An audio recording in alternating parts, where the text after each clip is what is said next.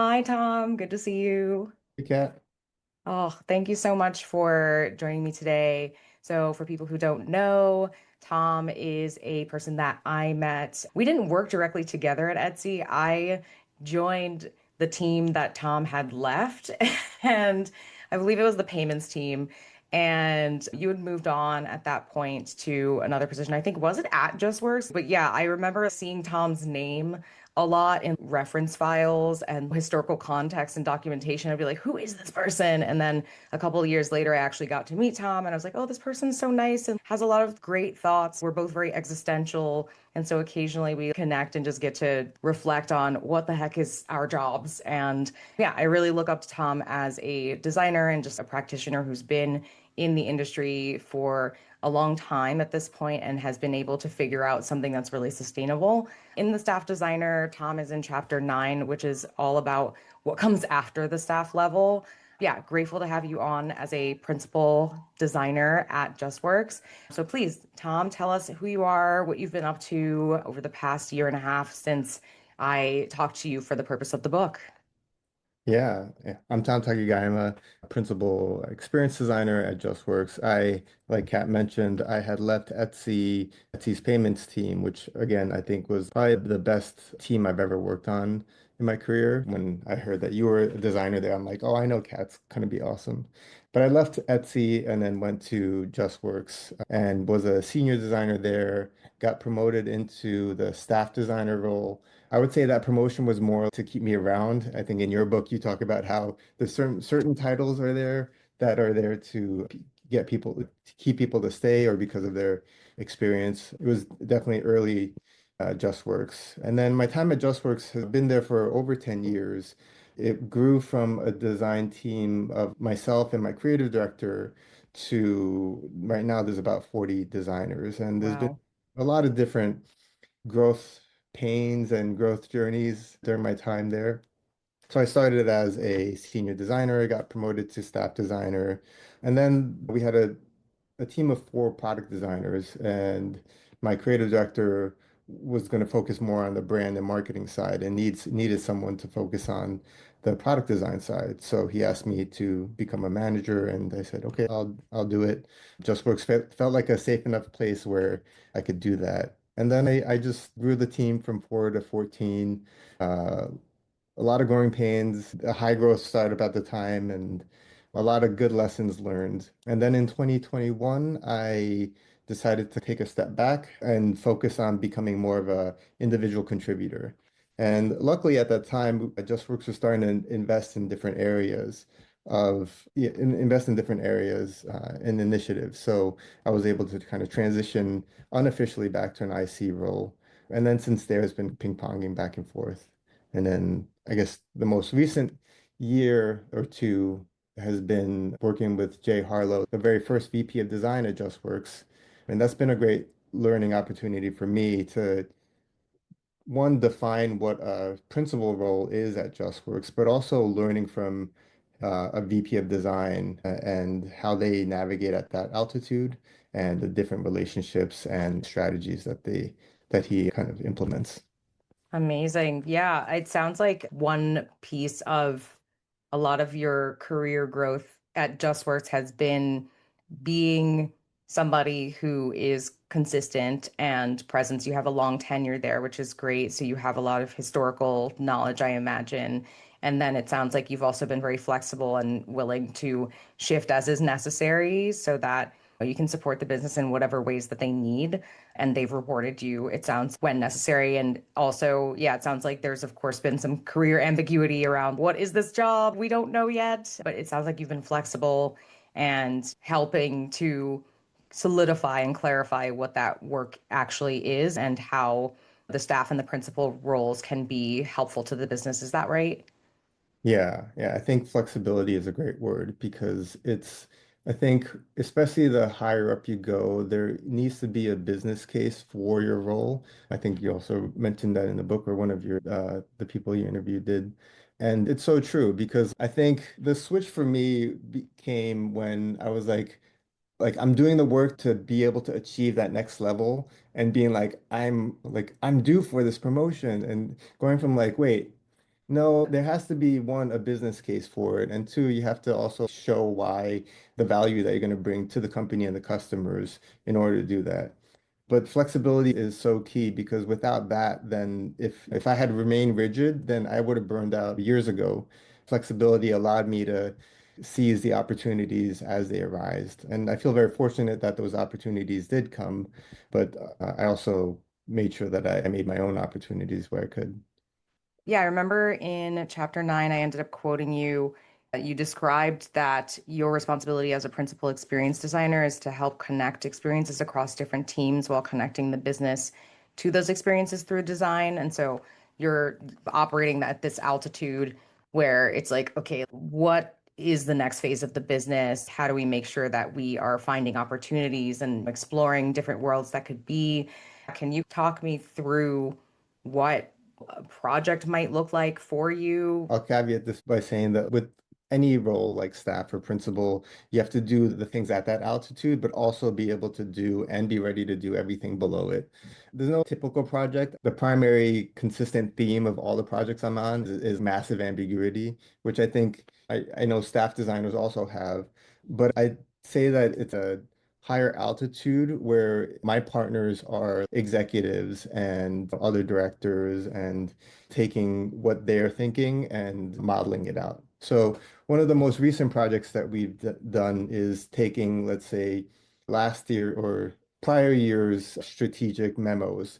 Justworks for a number of years, still today, was really influenced by Amazon's memo culture. Like, yes, let's write about our future visions and our future aspirations and strategy, and let's talk about it. But I think we've relied so much on that when Jay came in, he started implementing something called an experience model. The whole purpose of the experience model is to navigate at different kind of, he calls it horizons, like near horizon, medium horizon, far horizon. And he really introduced this concept of medium horizon, which is what would we do if constraint and resources wasn't a factor? And so taking that medium horizon, I would take the memos that were all being written at the time and then distill them down into an experience model. And of course, memos have everything in it, including team planning and all that stuff. I purely focus on the customer experience and was able to, through working with executives and other stakeholders, parse out what's the primary nugget, what's the core philosophy around why we're betting on this bet, and try to bring it all together in a experience model. That experience model, the output of it, it could be like a presentation, but really the purpose of it is more, it's the journey, not the destination. Just the pure act of creating it and co-creating it with the stakeholders allows them to realize, oh wait, we didn't think about this part enough. Or actually, in order for us to enable this, we need to unblock these other things that are dependent on other departments. And so it became more of a, I don't want to say forcing function, but more of a conversational collaboration at a higher altitude to help the company start realizing and have some of these discussions. So that is a typical type of project that is at that altitude. But again, I'd say that it started off way ambiguous and people just being like, hey, what about this? And you're like, let me figure it out. But yeah, that was a project. I've heard that sometimes principal designers will end up on these projects where, maybe one direction is, okay, we need somebody to help the CEO and other executives actually illustrate what will become a public facing declaration of what the company intends to do in the next couple of years. Very visionary, very future forward, and very inspiring for both customers and internal teams. And then another direction might be, okay, so what is the future of our business model going to be? We've got all these products. How are we going to fit them all together? How are we going to package and sell them? What would that world look like where we had these certain types of offerings? What does that potentially mean? And how do we model these all out? And which one should we go with and why? Which is so intense and terrifying to me to have so much responsibility. But I really respect you and other people who operate at that level because, to your point, it seems so ambiguous. And yeah, obviously the repercussions can be in the millions or billions of dollars, which is wild to my brain. Yeah. And I would say that the hardest part is that because it's ambiguous, even knowing which of those directions that you listed out to take, that also isn't laid out. So it's like almost like figuring out the puzzle before you can figure out the inside puzzle. And I'd say that is something that in the beginning I did really struggle with, and but now it's becoming a little bit more understandable. Yeah, how did you make that transition from this level of ambiguity is unsettling toward, okay, I think it's just something I have to accept in the role? I know, for example, a lot of people have self-doubt and things like that can make it a bit harder to tackle ambiguity, or they prefer having things laid out a bit more for them. How did you make that change? Yeah, those two things resonate with me so much because I often have a lot of self-doubt, which I is a shadow side, but also I treat it as my superpower because it makes me always growth-minded and aware of how to evolve. But at the other side, I feel very fortunate to have worked at Etsy and then Justworks because at Etsy, I don't know if you remember, but share early, share often is ingrained in my brain. And that was like one of the best feedback or like principles that I took away from it. I've grown to not have an ego in my work. And then there was this principle that I came across. I think it was called the IKEA principle or some psychological principle. Don't quote me on it. But people put a disproportionate amount of value in things that they make. That's why IKEA is like you turn this thing and someone's like, "Oh, wow, look at my bookcase." And everyone's just like, "Well, that's just the IKEA bookcase." But it's like, "No, it's my IKEA bookcase."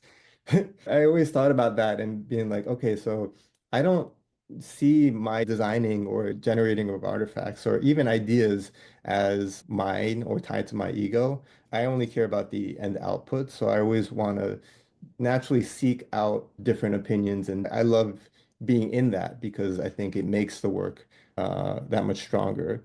And then working at a startup where things are just continuously on fire, I've learned to be okay with the ambiguity, know that change is constant and is just part of it, and do what we can to try to get better at it or try to predict some of it, but don't not to stress yourself out because it is unpredictable. And I think the only thing you could do is be aware that change is coming. And something I like to always share to newer designers is no matter what you're going through, live in the moment. Because when you look back at it, that moment is actually going to be pretty amazing, and you may not see it now. The example of that is early JustWorks. We had a lot of things we still need to figure out, compensation bands and 401k matching. Those are all things that we're all like, why isn't it's on fire? Why is it? It felt like such an emergency at the time. But then all I reflect back at it was like, man, it was so awesome that I could just walk over to the CSO department and start talking to them or to the sales department and be like, hey, oh, let's go talk to our customer right now. It was so much more closer and I miss that so much because it was just a different time. So I try to always remind myself and other people to appreciate the present moment because even right now, there are things that we will miss later on. Yeah, there's definitely stages of companies that I've been at in the past where I look back very fondly, even though in the moment I was complaining constantly about what it was like. I really appreciate that point. And it sounds also like acceptance was something that was really important. And sometimes I talk to either coaching clients or folks who have taken the staff designer course, and sometimes we'll have conversations about the fact that change is potentially the only constant. It is really the constant, and every moment it is happening live. And you can either say it shouldn't be like this, or you can recognize, oh, actually, this is just what it's like to operate in a company. This is just the job. And yes, I wish that everybody knew what they were doing all the time and that none of these things had to be figured out. But if I stop saying it shouldn't be this way and just accept, unfortunately, potentially, that this is the work, that gives you the opportunity to then say, okay, how do I show up, even Yeah. if this is the way that it is going to be? Yeah, I really appreciate your point of that acceptance, and we should always be pushing everybody to be better and companies to be better. We can have a whole separate conversation about capitalism in general, but I do think recognizing that some things are out of your control and that you can figure out how you show up and how you navigate that ambiguity versus just being mad about it, or not recognizing some of the nice things even about the moment that you're in or how it might be an adventure that you're experiencing. That last point really resonates about what is and isn't in your control. That took me a while to figure out, especially early startup. You're like head of design. I'm like, I got to do everything. But then reflecting back, I was like, oh, I stressed out way too much about things that I wasn't able to implement. And that actually took energy away from the things I could implement or could influence. And yeah, that's such a good reminder. There are things that you can and can't influence. When you transitioned from that design leadership position as a manager back into the IC world, what were some of the things you had learned from being a manager that you took into the work that you did as an IC? From a management to an IC standpoint, the one of the biggest takeaways is simple, but like empathy. We talk a lot as designers, we're like, oh yeah, customer empathy. Yes, that's a given. But that framework can and should be applied to everybody. As a manager, I had a lot of empathy for executives and stakeholders and other departments. It allowed me to get more curious about, okay, we're investing in this. What's the reason why the CEO is investing in this or the founder is advocating for this? Because that allows me to get to the root of it, ask like the five whys that you brought up in the book. It gets me the shortcut to the source. And that has been really helpful because sometimes as a IC, when you're just in it and you're given not a task, but a problem to solve, some designers do ask the greater question, but returning back from being a manager to an IC allowed me to ask even a bigger, more zoomed out question. Not just like what's the customer context, but what's actually the business context, and then what's actually the industry context of what everything is going into. And then my systems thinking head just goes into overdrive and tries to figure it all out. Yeah, I would say that was the biggest thing that I took away. I am curious. Obviously, when you communicate with executives, it's very different from communicating with a hands-on designer or a design manager who is just responsible for one team. What are your techniques that you use to effectively communicate with people at that level? And what are maybe even also mistakes that you see hands-on designers who maybe don't engage with executives very often? What are some of the mistakes that you might notice from other designers that you would recommend trying to improve upon? It goes back to that empathy framework, which I guess is hard for some designers who haven't been in that position to create, but they could probably do some discovery to start building their mental model around it. But what I've found is that executives don't have a lot of time. They are handling a bunch of different decisions, and they're basically sometimes they're like goldfish, right? They're like 15 minutes. What do I need to do now? You need to give me the context and all that. There's a lot of resources and things out there where, just get straight to the point first. But the flip side of that too is know that your executives are actually people too and humans. And the more that you understand them, which again is hard to do if you don't have a lot of time in there. But one of the things I do is associate kind of the role and the position that they're in before to understand, to try to relate to it. With Jay Harlow, my VP, I don't know what it's like to be a VP at that level, but I know what it's like to be a head of design, reporting up to a non-designer role. And it can be lonely. And I'm pretty sure that's pretty universal across the board. I try to apply that framework onto different executives. Like, okay, let me see, this executive is going directly to the CEO. Man, they must be doing some sort of translation between what the CEO is asking for and then what they're trying to achieve. And then they're trying to disseminate that down to whatever level that they may have. That empathy allows me to be like, okay, I see that they're doing the job of translation. They are probably lonely. They're probably even more so putting on a strong front because they Yeah. have to. And this isn't to be like, you got to break down that front because talk about mistakes. I tried to do that one time with the CEO and it totally backfired, where I was like, okay, never doing that again. Um, but that empathy allows me to tailor my approach to them. And I think that something that comes up over and over is there's no formula, there's no formulaic way of approaching it. There's just general frameworks that you could see if it works. And so my general framework was like try to empathize with the role, figure out what I know about it, and then try to tailor the communications with them. some very specific tangible things because I tend to talk to theoretical is I'll schedule a 5 or 10 or 15 minute quick sync where I'm like, hey, I know you're busy. We could even talk while we're walking. These are the two things I need your feedback on, and here's why, because it ties to experience principles, and we're going to roll that out for the entire company. I make it Yeah. very concise, and so it makes it easier for them to know.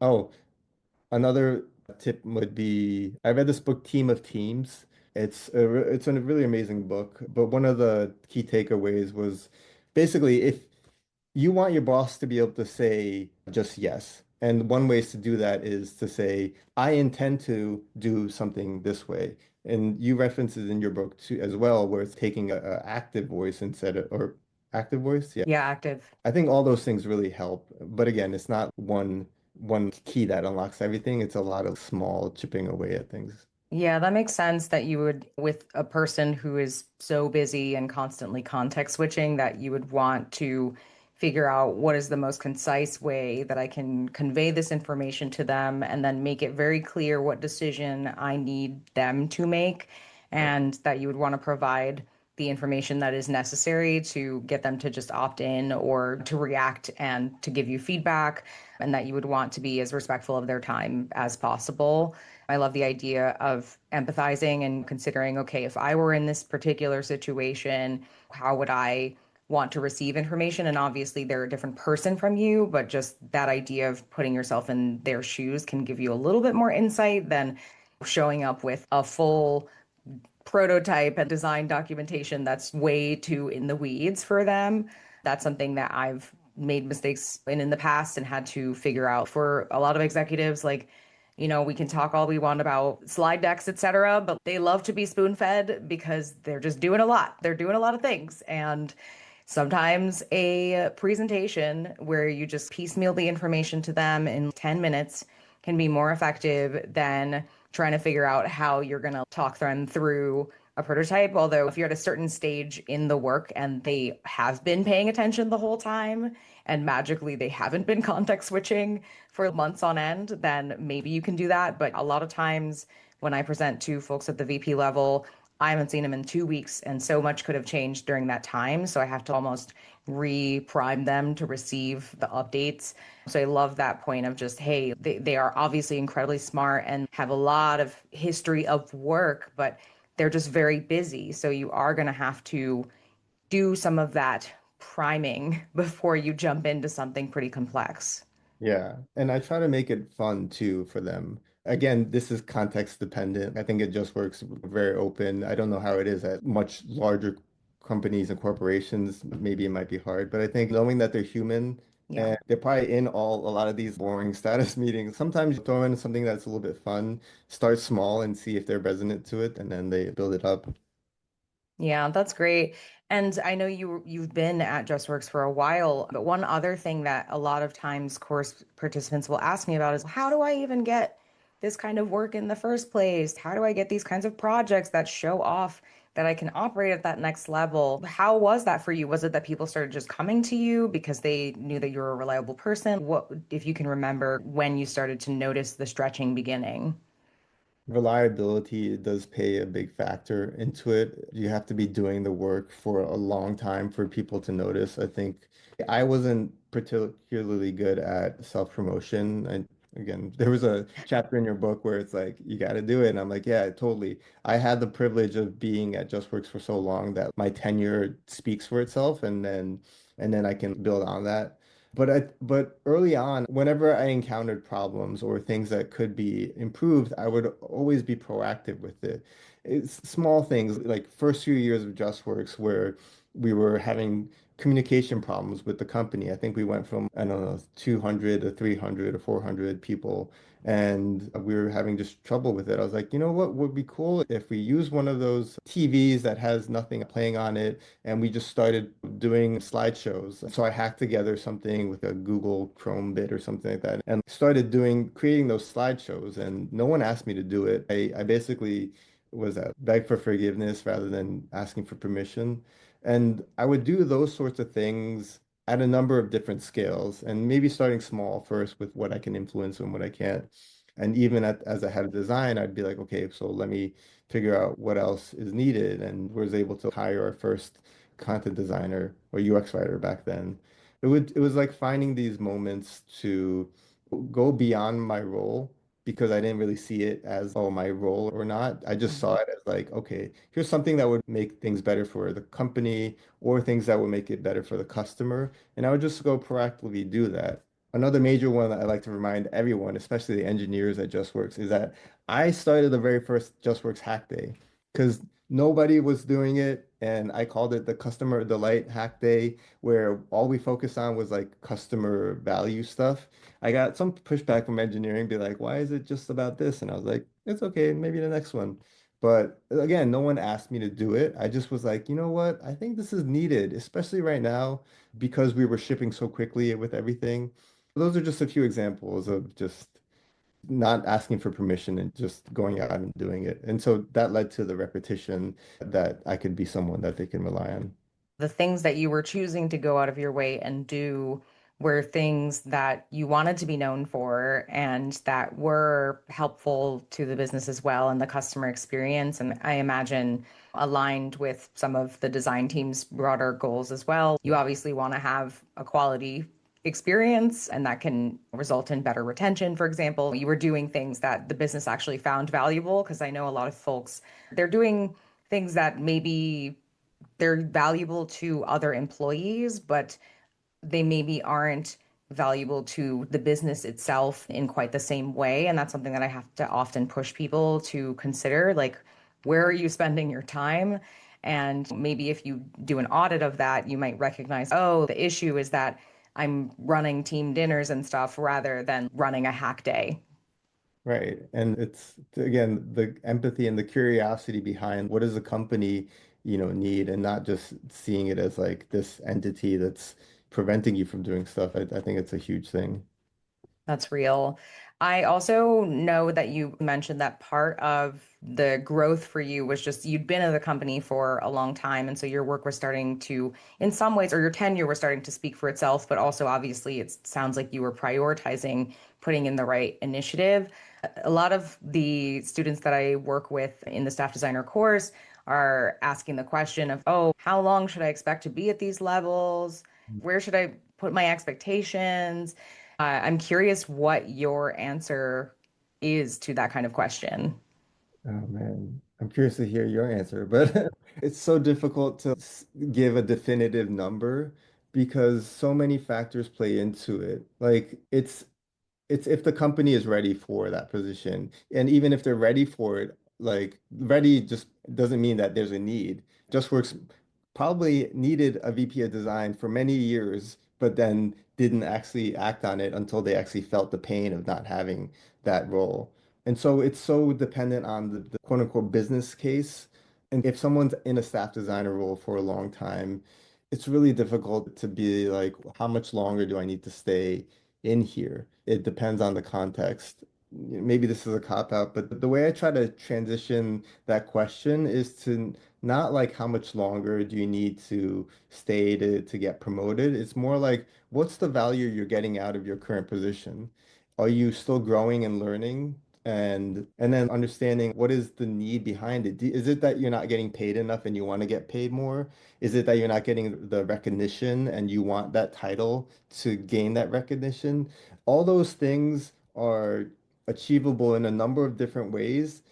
And I would say I hope there's a lot more principal designers and beyond. I think that's necessary. But betting your career journey on something that you don't control, going back to what you do control and don't control, that just seems so difficult because again, I feel very fortunate and lucky that I've had this career path and had these opportunities to seize. But I could have easily not had that as well, and then I'd be just waiting to get promoted. Just focus on the value that you're getting out of the role. And then as you said in your book, there are other opportunities as well that you could do. One additional role or direction I would add on to that chapter of different avenues of exploration is you could become a design founder or Yep. a founding designer. I think that role specifically is someone whose staff or principal would be amazing at, because one, you would know how to do, you have to wear many hats and you've been there. And yeah, with AI, the one good thing about AI, we can do more too. Yeah, I hope there are a lot more design founders out there.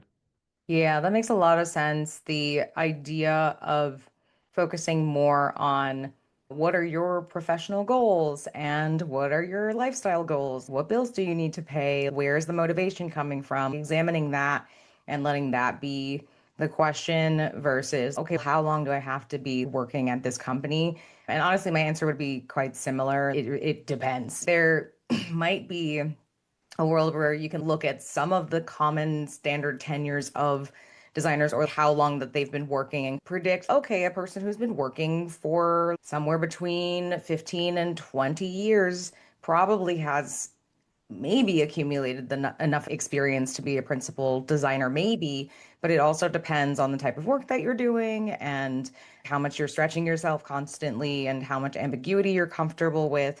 And you need to focus on, am I learning? Am I growing in terms of the things that I'm curious about and want to be exploring? And what are some of the things that I would need, to support my personal lifestyle goals, et cetera, versus expecting that if I put in another 2 years, I'm definitely getting that promotion.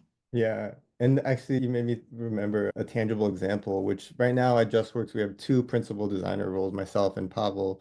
And Pavel's more focused on the internal and service side of things. And it's great. We're dividing and conquering and then collaborating together. But we have a handful of amazing staff designers across the board.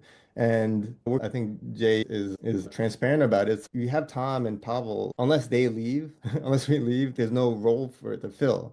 And that's not to be like it tough cookie. It's just about this is the situation. There's a ton of other value that JustWorks is giving you, and these staff designers are really amazing. And it's just about finding what's right for you. And we're also not shy about saying if sometimes the right fit is not the current company that you're at, and that's okay. It's totally okay. Again, that's easy for me to say because I've been at here for so long, and but it's I feel like it's true. Yeah, to the other point that you mentioned, the business does have to need this kind of position. And I've observed that a lot of principal design roles tend to be at those larger scale companies where maybe there's some legacy or there's a lot of overlap where they're starting to they peaked at one stage and they want to get to the next stage and they need somebody who can really push them. It's got to be a business case first because it's a very expensive position. A staff designer position in itself can be so expensive, and then add more layers on top of that. And it's just, oh, wow, you have to be probably a business that has at least 1,000 people on average to make it make sense. Yeah. Yeah. Yeah. Yeah. Well, you did mention everybody's favorite word of the moment or phrase of the moment, which is AI. You did allude to this a little bit with the work of founding designers and how people can, quote unquote, do more with less sometimes. With AI in the picture, what do you think of how has it changed the principal designer role and how are you using it? This is hard for me to answer because I'm still figuring it out. I think it just as everyone else Yeah. is, and also suppressing some emotions. But I try to apply it at each stage of a process. I think been playing around with Jay likes to call it the material of AI. We've been playing around with it and it just forces you into an output. It's like, here's a whole process, here's the output. I've been trying to utilize it more like seasoning in certain areas. Some of the things I'll do is, I guess this is just like Googling, but actually I'm not familiar with this recent policy change or law change that come up. Can you please explain it to me a little bit? And then I might work with it a little bit to be like, how do you phrase that? Or what, distill it down to me like I'm a 5-year-old because this isn't, I need to explain it. I do all those things and then try to extract fun out of it. I'll use the image generation during facilitation. For example, I was doing a retro for another team and it was quite contentious, the team dynamic. And so started the retro with a warm up of tell me which animal you were in this project and why.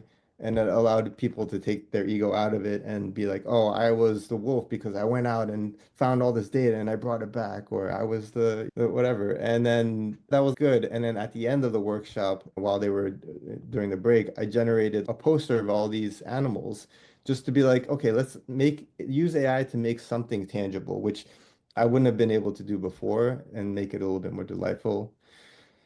And then what everyone's doing right now is vibe coding and trying to build all these things out with it.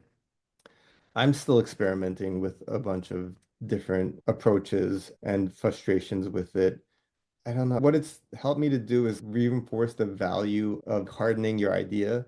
And so I sketch a lot more, I write a lot more, I do a lot more thinking before I prompt because the AI will just take you down this journey, even if you say it don't not to do it. I'd say that's how I'm utilizing AI. I don't think it's any different from any other role necessarily, but we live in a wild time where we're just trying to squeeze some value out of this thing that people are telling us is extremely valuable. That's a vibe. But yes, it's helpful to hear some of your observations. Like if I inject this into my process too early, then I go in a direction that maybe hasn't allowed me enough space to be exploratory and divergent enough. And you can get tunnel vision and start focusing maybe on a solution that you're not sure is maybe the right direction to go in, and writing and drawing and just getting away from the text box where you prompt can be helpful for making sure that you're forming your opinion, maybe. Yeah. Yeah. Yeah. Yeah, 100%. It's about being the driver, not the passenger. And the AI will try to take the steering wheel all the time. Or even I've even experimented with prompts where I'm like, I'm going to determine what each step is going to be. And then it'll start to be like, oh, so do you want me to render a sketch? I'm like, no, I just told you before that like I don't want that. I just want you to like brainstorm with me and give me three different strategies that I can learn about. It's Yeah. And it's like, do you want to spend more tokens? I could give you right. some ideas about how to burn lots of tokens really quickly. Yeah. Yeah. Because they're tracking that, right? And it's man, that's one of my pet peeves. Like companies tracking token usage. Like why? Oh, what a way to measure like output and not outcomes. Like somehow we are back in the times of measuring, for example, engineering value by the lines of code that they contribute. Yeah. Just a mess. The number of PRs, like how did we get back here?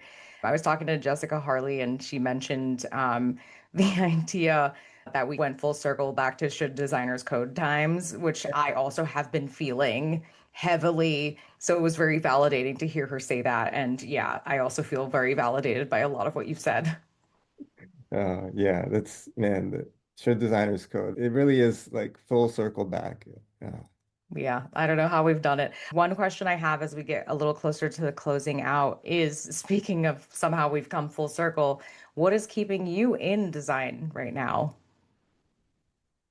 Other than a paycheck. Hey, I love eating and paying my bills. Yeah. Yeah. I would say that what's keeping me in design right now, I'm a whatever a designer is, but like I love creating, I love co-creating, collaborating. That still is true. As much as I like to hate on AI, there's also this opportunity right now where everyone's figuring it out. And one thing that has me excited is when there's a piece of technology that's siloing everybody. I'm really excited about F that. Like, how do we actually make it more collaborative? How do we actually, what are the ways to leverage it that is fun and makes co-creation better? That still excites me.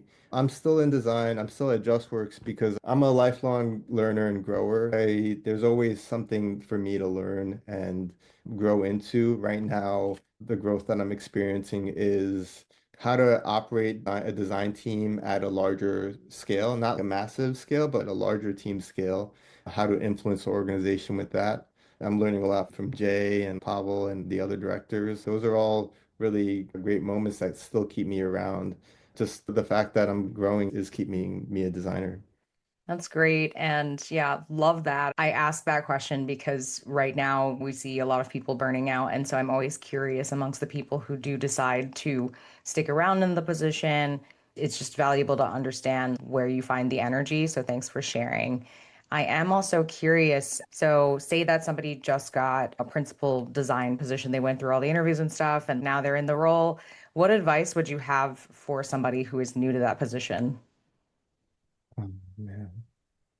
I'd say your book does a really good job of setting you have to establish context, right? You have to get your bearings and establish context, establish relationships, and not even just who is a stakeholder, who is whatever, but at that position, relationships are super important. And maybe one of the reasons why I'm also sticking around at Justworks is because I have those established relationships that make it much easier for me to navigate. And so the advice I would give is build your context, establish relationships, but not transactional relationships, more deeper relationships, professional relationships, and start there. And then in this hypothetical, if they're in that role, I would imagine that they've done a ton of research already on the role and understood what the business value is of it. But if there's some magical way you got that job before that, then yeah, find out why you exist and go to your hiring manager, understand your hiring manager and how to make them look good for hiring you. That's what it comes down to it. Making your manager look good and smart for having hired you is such a important part of the work because again, super expensive position. Awesome. Thank you, Tom. Where can people find you on the internet? I'm not very active, but you can message me on LinkedIn. And I think LinkedIn is primarily where I exist. I don't know how to actually link to LinkedIn, but usually I go by Tom Taki. So if you just search that, I'll come up, hopefully. Amazing. All right, Tom. Thank you so much for your time. Yeah, thanks for having me, Kat.